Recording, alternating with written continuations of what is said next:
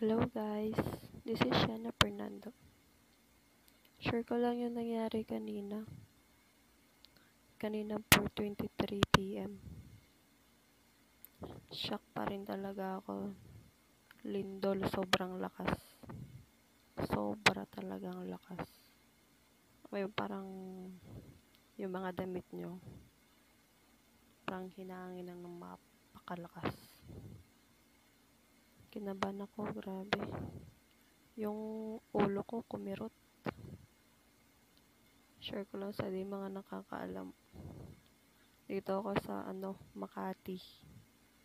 Habang kumakain kami nung anak ko, biglang lumindol. Napakalakas. Nakakatakot. Hanggang ngayon natatakot pa rin ako. At kaya sobra pa rin